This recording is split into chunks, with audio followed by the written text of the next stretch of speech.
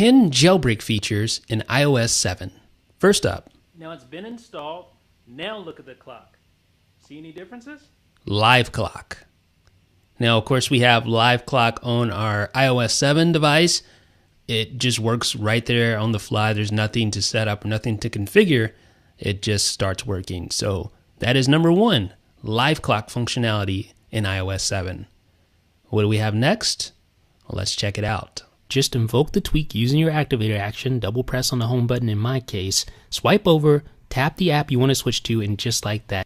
As you can see, the iOS 7 multitasking functionality is very similar to a jailbreak tweak called Dash that allowed you to have a full screen app preview. Dash isn't the only one. There are various other tweaks that this has obviously taken cues from, or maybe it's just a coincidence. For instance, also how you can just swipe up and dismiss various apps. Orbit comes to mind. Various other jailbreak tweaks come to mind as well. All the jailbreak tweaks are starting to be optimized for iOS 5. As you can see here, that is SB settings in the flesh. Now, this is the obvious one. SB settings, obviously, this had to have come in iOS eventually, and we're glad it's finally here. Quick toggles, to be able to toggle on various settings like Wi-Fi, Bluetooth, airplane mode, do not disturb, your rotation lock, have all your music controls there, easily access AirPlay controls, and there's additional functionality here as well. You can quickly change your brightness, and this is, of course, the new control center found in iOS 7. You can even swipe pages within the folder. So if I want to take this folder, hide it on another page within that folder, I can do that as well. That was Photo Enhancer, but there are other jailbreak tweaks that allowed you to do similar things. Here I am running Live Paper. It is a jailbreak app that allows you to have animated wallpaper. That was Live Papers. That's a jailbreak tweak that you can download from Cydia.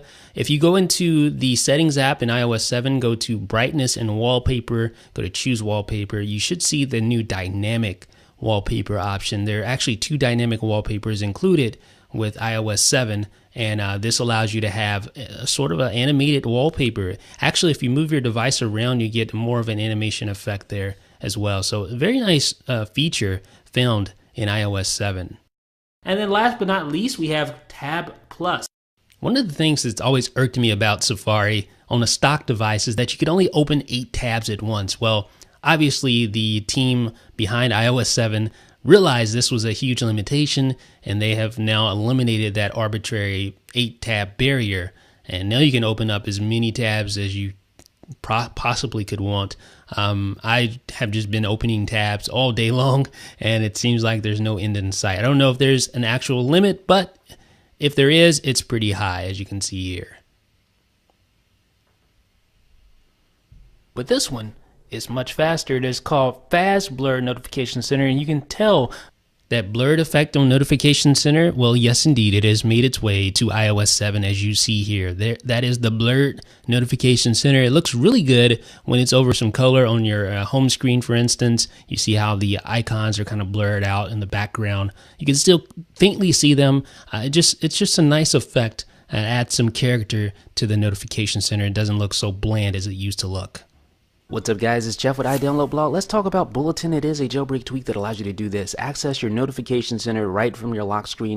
Yes, indeed. In iOS 7, you can access Notification Center directly from your lock screen, and this functionality can be disabled if you're worried about privacy or security. As you can see, all you do is swipe from the left to the right to get back to where you were. Yes, indeedy, in iOS 7, you have the ability to, yes, use swipe back functionality, at least in some apps. For instance, like the Mail app, if you're reading an email, you can swipe back to get back to your inbox. I'm a huge fan of Google Chrome, mainly because of the Omnibar. You know, the little search bar at the top that allows you to do searches and web queries from the same bar. You don't need 2. Well, now you can do the same thing in mobile Safari, courtesy of a jailbreak tweak called Safari Unibar. One of the most frustrating things about using mobile Safari on iOS 6 and below is the fact that the search bar and the address bar are both separated. So if you wanted to search, you had to use the search bar. If you wanted to go to an address, you had to use the separate address bar. That is no more. In iOS 7, you have a unified bar just like in Google Chrome. You can perform all your searches and all your browsing directly using one search bar. It's excellent.